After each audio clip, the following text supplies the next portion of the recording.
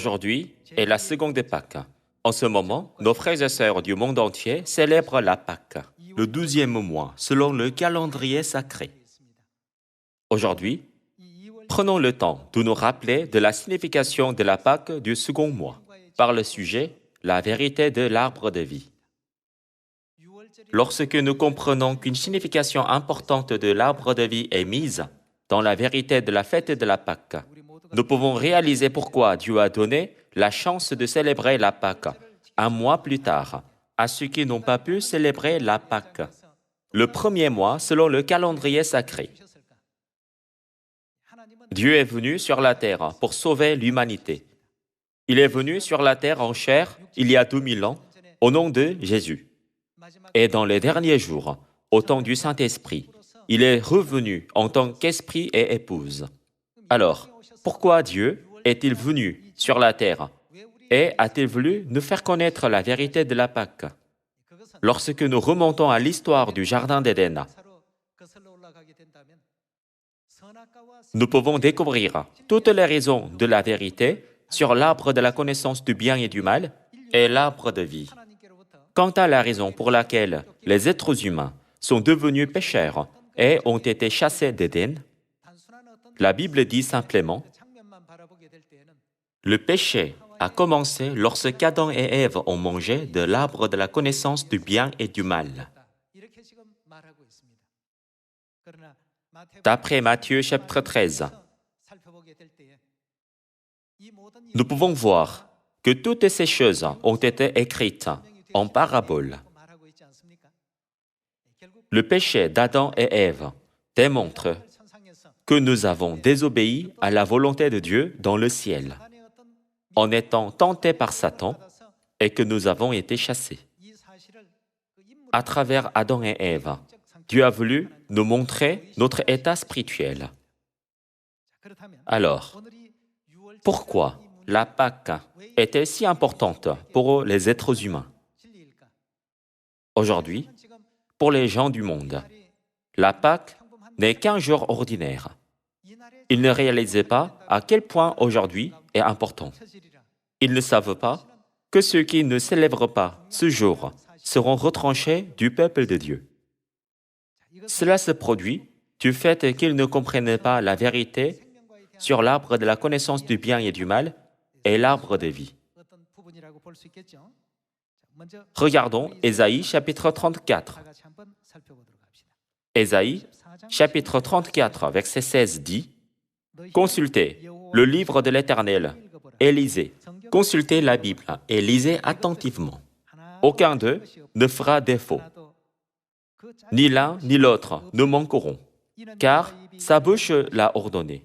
C'est son esprit qui les rassemblera. » Les paroles de Dieu sont couplées respectivement. À travers ces couples, nous pouvons découvrir la volonté de Dieu. C'est pourquoi Jésus a dit qu'à travers les paraboles, nous pourrons voir comment toutes choses sont liées. Continuons avec Matthieu chapitre 13, verset 34. Jésus dit à la foule toutes ces choses en paraboles, et il ne lui parlait point sans parabole, afin que s'accomplisse ce qui avait été annoncé par le prophète. J'ouvrirai ma bouche en parabole, je publierai des choses cachées depuis la création du monde. Il doit y avoir quelque chose que Dieu a caché lors de la création du monde. Et la Bible dit, Dieu publiera des choses cachées en utilisant une parabole. Parmi 66 livres de la Bible, lequel contient l'œuvre de la création? C'est le livre de la Genèse. Parmi les contenus dans la Genèse, découvrons la vérité sur l'arbre de la connaissance du bien et du mal et l'arbre de vie, qui sont liés à la Pâque. Regardons Genèse chapitre 2, verset 16. L'Éternel Dieu donna cet ordre à l'homme. Tu pourras manger de tous les arbres du jardin, mais tu ne mangeras pas de l'arbre de la connaissance du bien et du mal, car le jour où tu en mangeras, tu mourras certainement. Dieu a commandé à l'homme, « Tu ne mangeras jamais de l'arbre de la connaissance du bien et du mal, car le jour où tu en mangeras, tu mourras certainement. » Dieu a dit, « Tu es libre de manger de n'importe quel arbre, excepté l'arbre de la connaissance du bien et du mal. » Mais Satan a tenté Ève pour la détourner de la volonté de Dieu. Genèse chapitre 3, verset 1 dit, « Le serpent était le plus rusé de tous les animaux des champs que l'Éternel Dieu avait fait. Il dit à la femme, « Dieu a-t-il réellement dit, « Vous ne mangerez pas de tous les arbres du jardin ?» » La femme répondit au serpent, « Nous mangeons du fruit des arbres du jardin. Mais quant au fruit de l'arbre qui est au milieu du jardin, Dieu a dit, « Vous n'en mangerez point et vous n'y toucherez point, de peur que vous ne mouriez. » Alors le serpent dit à la femme, « Vous ne mourrez point. » Satan continue de la tenter. Le verset 5 dit, « Mais Dieu sait que, le jour où vous en mangerez, vos yeux s'ouvriront, et que vous serez comme Dieu, connaissant le bien et le mal. » La femme vit que l'arbre était bon à manger et agréable à la vue, et qu'il était précieux pour ouvrir l'intelligence. Elle prit de son fruit et en mangea. Elle en donna aussi à son mari, qui était auprès d'elle, et il en mangea. Les yeux de l'un et de l'autre s'ouvrirent. Ils connurent qu'ils étaient nus. Et ayant conçu des feuilles de figuier, ils s'en firent des ceintures. Finalement, Adam et Ève ont mangé le fruit de l'arbre de la connaissance du bien et du mal, et ont enfreint la loi de Dieu dans le jardin d'Éden. Ce premier péché a été transmis à tous les êtres humains.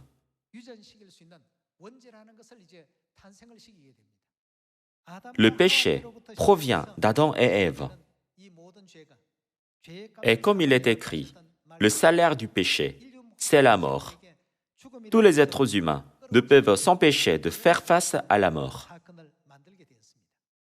Alors, n'y a-t-il pas de moyen pour les êtres humains destinés à mourir de manger du fruit de l'arbre de vie? Regardons Genèse chapitre 3, verset 22. L'Éternel Dieu dit, « Voici l'homme est devenu comme l'un de nous, pour la connaissance du bien et du mal. Empêchons-le maintenant d'avancer sa main, de prendre de l'arbre de vie, d'en manger et de vivre éternellement. Celui qui mange de l'arbre de la connaissance du bien et du mal mourra. » Alors, qu'en est-il de l'arbre de vie? Ces 12 arbres ont chacun des caractéristiques différentes. L'un tue et l'autre donne la vie éternelle. Nous pouvons penser, pourquoi Adam et Ève n'ont-ils pas mangé de l'arbre de vie, juste après avoir mangé de l'arbre de la connaissance du bien et du mal? Cependant, Dieu n'a pas permis aux pécheurs de s'approcher de l'arbre de vie. En d'autres termes, avant qu'Adam et Ève ne pêchent, ils pouvaient librement s'approcher de l'arbre de vie. Mais, après avoir commis le péché, le chemin de l'arbre de vie a été bloqué. Voyons le verset 22. L'Éternel Dieu dit, « Voici l'homme est devenu comme l'un de nous, pour la connaissance du bien et du mal. Empêchons-le maintenant d'avancer sa main, de prendre de l'arbre de vie, d'en manger et de vivre éternellement. » Et l'Éternel Dieu le chassa du jardin d'Éden, pour qu'il cultive la terre d'où il avait été pris. C'est ainsi qu'il chassa Adam, et il mit à l'orient du jardin d'Éden les chérubins qui agitent une épée flamboyante. Pour faire quoi? Pour garder le chemin de l'arbre de vie. Depuis lors, Adam et Ève ont perdu le chemin de l'arbre de vie et se sont lamentés de leur situation, comme il est écrit dans Romains chapitre 7. « Misérable que je suis, qui me délivrera de ce corps de mort ?» Comme le premier péché de l'humanité a commencé en Éden, alors c'est aussi en Éden que la question du péché peut être résolue. N'est-ce pas un proverbe que là où il y a un problème se trouve également sa solution? En cas d'accident, les enquêteurs ne se rendaient-ils pas sur place pour trouver un indice permettant de résoudre le problème, il en est de même pour le premier péché de l'humanité. La solution se trouve dans le Jardin d'Éden, où le péché s'est produit. Pour toute l'humanité destinée à mourir, Dieu a préparé un arbre pour qu'elle puisse avoir la vie éternelle. C'est quel arbre? C'est l'arbre de vie. Il est écrit dans le livre de la Genèse. Si tu en manges, tu auras la vie éternelle. Qu'est-ce que Dieu veut révéler en utilisant la parabole de l'arbre de vie? Si nous connaissons la réalité de l'arbre de vie, nous serons libérés des péchés et marcherons sur le chemin glorieux de la vie éternelle. Qu'est-ce que Dieu veut révéler à travers l'arbre de vie? Trouvons le verset couplet de ces paroles. Voyons Jean chapitre 6, verset 52. Là-dessus, les Juifs discutaient entre eux, disant, « Comment peut-il nous donner sa chair à manger ?»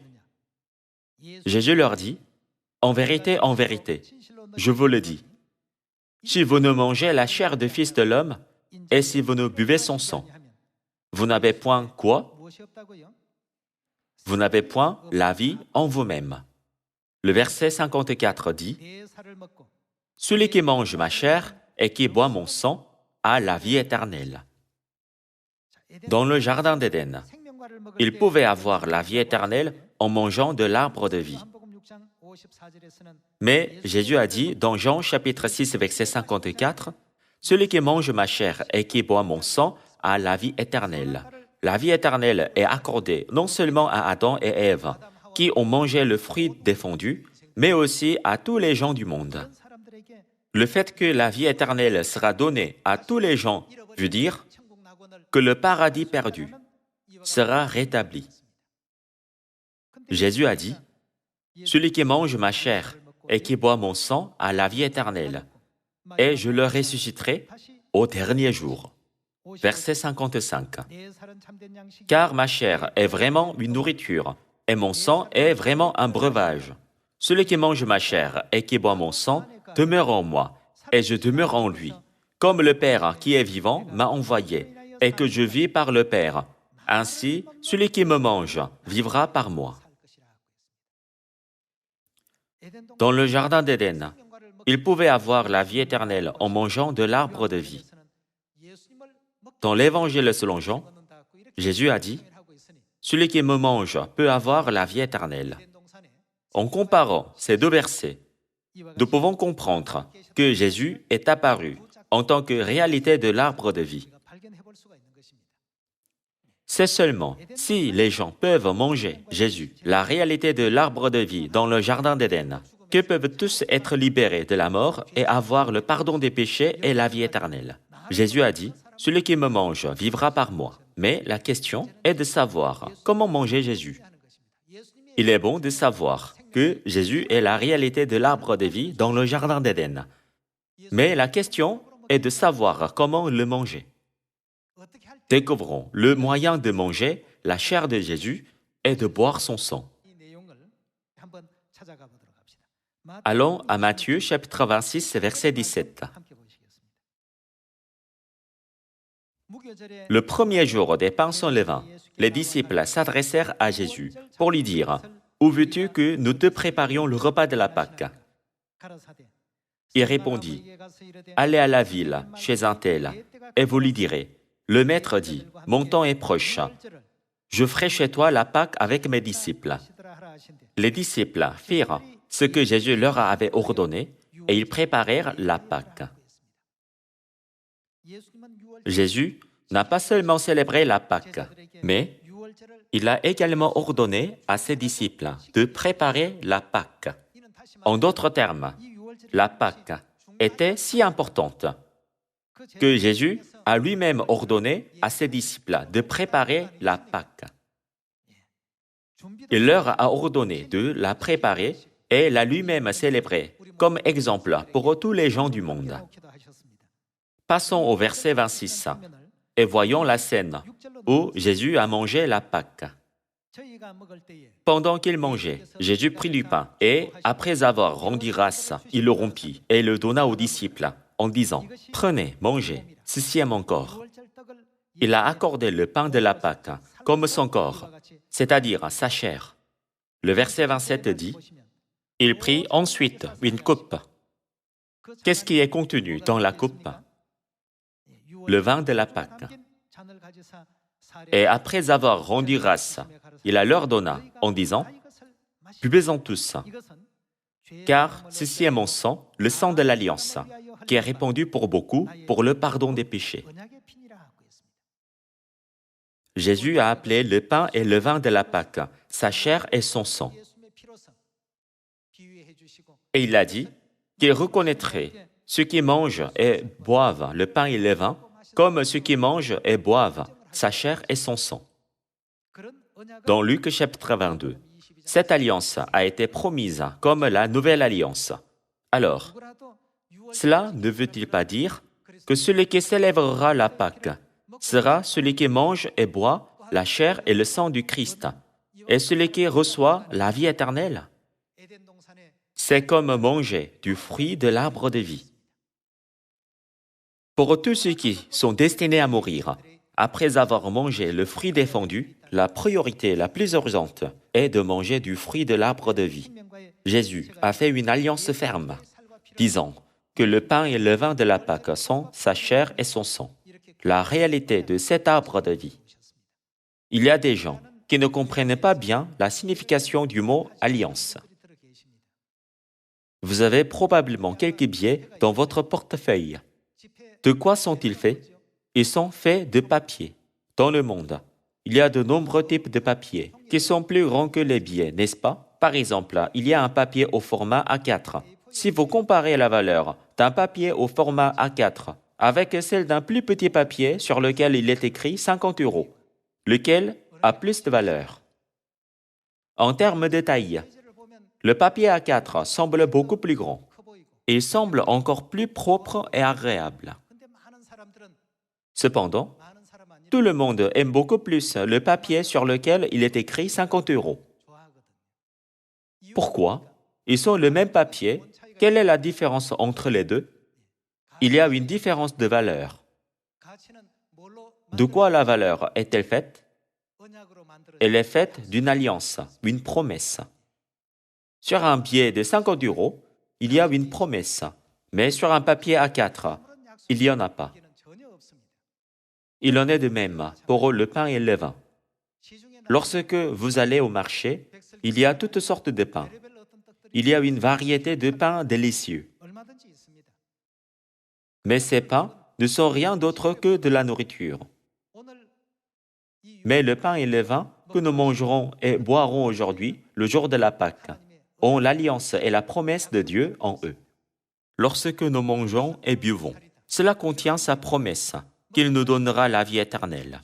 Ceci est ma chair et ceci est mon sang. Certains pensent que la Pâque est un jour où ils mangent simplement le pain et boivent le vin.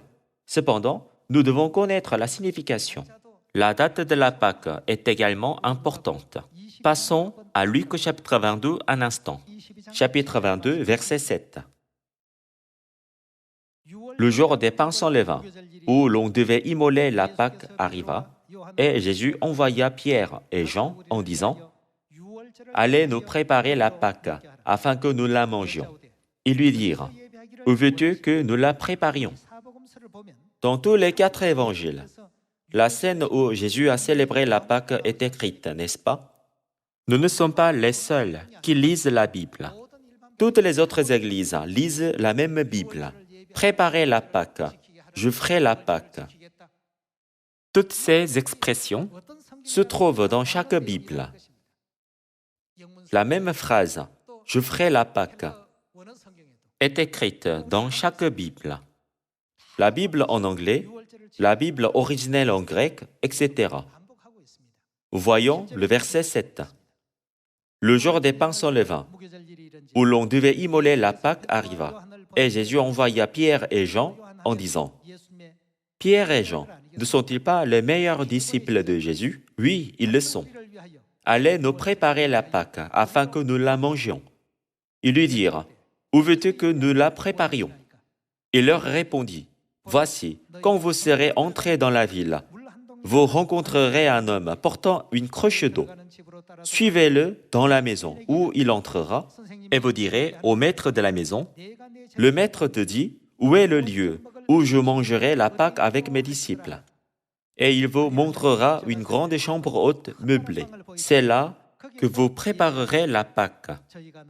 Ils partirent et trouvèrent les choses comme il leur avait dit. Et ils préparèrent la Pâque. L'heure étant venue. Ici, quelle heure désigne l'heure? L'heure pour célébrer la Pâque. Il se mit à table et les apôtres avec lui. Il leur dit, j'ai désiré vivement. Faire quoi? J'ai désiré vivement manger cette Pâque avec vous avant de souffrir. Même dans les 4 évangiles, Jésus a rarement utilisé l'expression « j'ai désiré vivement ». C'est une expression rare pour Jésus. Mais pour ce qui est de célébrer la Pâque, Jésus a dit « j'ai désiré vivement ». La raison en est que pour tous ceux qui sont destinés à mourir après avoir mangé le fruit défendu, la seule vérité qui peut les libérer de leurs péchés est la Pâque. Le jour où Dieu ouvre le chemin de l'arbre de vie est le jour de la Pâque. Alors, qu'a dit Jésus en ce jour? Jésus a dit, « J'ai désiré vivement manger cette Pâque avec vous ». Comprenons une fois de plus pourquoi Jésus a désiré vivement la célébrer. Passons au verset 19. Ensuite, il prit du pain, et après avoir rendu grâce, il le rompit, et le leur donna en disant, « Ceci est mon corps, qui est donné pour vous. » À quoi Jésus a-t-il comparé le pain de la Pâque? Dans Matthieu et Luc, Jésus a dit, « Ceci est mon corps, ceci est ma chair. Faites ceci en mémoire de moi. » Frères et sœurs, qu'est-ce que Jésus nous a commandé concernant ceci? Jésus nous a-t-il commandé de le faire ou de l'ignorer? De le faire. Il prit de même la coupe après le souper et la leur donna en disant, il prit la coupe remplie de vin de la Pâque en disant, « Cette coupe est la nouvelle alliance en mon sang qui est répandue pour qui? Pour vous. » Pour tous les êtres humains qui sont liés au péché d'avoir mangé le fruit défendu, Jésus a proclamé la vérité de la Pâque de la nouvelle alliance et a dit qu'il la leur enseignerait. N'a-t-il pas donné l'exemple de tout cela pour eux? Ce n'est pas un événement ponctuel. Elle ne doit pas être célébrée seulement au moment de la première venue de Jésus. Mais jusqu'à quand devons-nous célébrer la Pâque? Jusqu'à ce qu'il vienne. Il nous a dit de la célébrer à n'importe quelle époque. Cependant, en l'an 325, la Pâque a disparu à cause de l'empereur romain Constantin. Pendant environ 300 ans, les gens l'ont célébré fidèlement. Les apôtres l'ont célébré, les membres de l'Église primitive l'ont célébré, la génération après eux l'a célébré, et la génération après celle-là. Toutes l'ont célébré fidèlement. L'enseignement du Christ a été continuellement transmis aux générations suivantes. Mais ensuite, en l'an 325, après avoir célébré la Pâque pendant environ 300 ans, elle a disparu. Dans Daniel chapitre 7, verset 25, il est dit que celui qui est contre Dieu changera secrètement les temps et la loi de Dieu. Cela a été écrit dans l'histoire de l'Église catholique et dans celle des églises chrétiennes. Le saint commandement de Dieu, qui est le maître de notre âme et le sauveur de notre âme, a été aboli par une simple loi religieuse. Depuis lors, celui qui a célébré la Pâque a été stigmatisé comme une personne qui a violé une loi religieuse et a été persécuté et défavorisé. Comme cela a duré longtemps, ceux qui étaient disposés à garder la vérité sont devenus faibles et découragés. Ainsi, la vérité a finalement disparu et cette époque est appelée l'âge sombre. Alors, qui doit rétablir la vérité perdue, la Pâque de la Nouvelle Alliance? Selon la prophétie de la Bible, Ésaïe chapitre 25 montre qu'à moins que Dieu ne vienne sur cette terre en chair et rétablisse la Pâque, la vérité de la vie, personne ne peut être libéré du péché d'avoir mangé du fruit défendu. Jetons un œil à Ésaïe chapitre 25, verset 6. L'Éternel des armées prépare à tous les peuples sur cette montagne un festin de mets succulents, un festin de vin vieux. Ésaïe aurait pu simplement dire que Dieu préparerait un festin, mais il a ajouté quelques mots supplémentaires. Il a dit un festin de vin vieux. Un festin de vin vieux, de mets succulents pleins de moelle, de vin vieux clarifié. Et sur cette montagne, il a anéanti le voile qui est sur tous les peuples, la couverture qui couvre toutes les nations. Il engloutit quoi? Il engloutit la mort pour toujours. Dieu prépare un festin de vin vieux. Et le but ultime de ce festin est de détruire la mort pour toujours. Quel vin, dans les 66 livres de la Bible, a la promesse de Dieu d'engloutir la mort pour toujours? Ce n'est que le vin de la Pâque qui a la promesse de Dieu de détruire la mort pour toujours. Que signifie l'expression « vin vieux » ? Depuis l'an 325, la vérité de la Pâque a disparu de cette terre et Père An-sang-hong est revenu pour rétablir la Pâque de la Nouvelle Alliance, pour ouvrir de nouveau le chemin de la vie. La vérité a été perdue pendant environ 1600 ans. Personne n'a apporté la vérité de la Pâque de la Nouvelle Alliance durant la longue période. Donc, la Bible décrit correctement le vin de la Pâque comme du vin vieux, n'est-ce pas? Jetons un œil au verset 8 de nouveau. Ce vin vieux est le vin qui a le pouvoir de détruire la mort pour toujours. Il engloutit la mort pour toujours. Le Seigneur, l'Éternel, essuie les larmes de tous les visages. Il fait disparaître de toute la terre l'opprobre de son peuple, car l'Éternel a parlé, en ce jour, l'on dira. En ce jour, dans la Bible, indique les derniers jours. En ce jour, l'on dira, voici, celui qui détruit la mort pour toujours, avec de vin vieux. C'est qui? Notre Dieu. En qui nous faisons quoi? Nous avons confiance. Et c'est lui qui nous sauve. Aujourd'hui, beaucoup de gens attendent le Sauveur. Le Sauveur doit être celui qui nous apporte l'arbre de vie perdu dans le jardin d'Éden. Quelle vérité est la réalité de l'arbre de vie? Dieu a fait une alliance avec nous par la vérité de la Pâque de la Nouvelle Alliance. Alors, que dit la Bible de ceux qui ne célèbrent pas la Pâque? Il est dit qu'ils seront retranchés du peuple de Dieu. Donc, il est écrit, « Et c'est lui qui nous sauve. C'est l'Éternel en qui nous avons confiance. Soyons dans l'allégresse et réjouissons-nous de son salut. » Dieu nous a clairement enseigné que l'arbre de vie dans le livre de la Genèse est une parabole et que sa réalité est la Pâque de la Nouvelle Alliance. Si nous croyons vraiment en Dieu et voulons marcher sur le chemin de la vérité en tant que peuple de Dieu, nous devons célébrer la Pâque de la Nouvelle Alliance.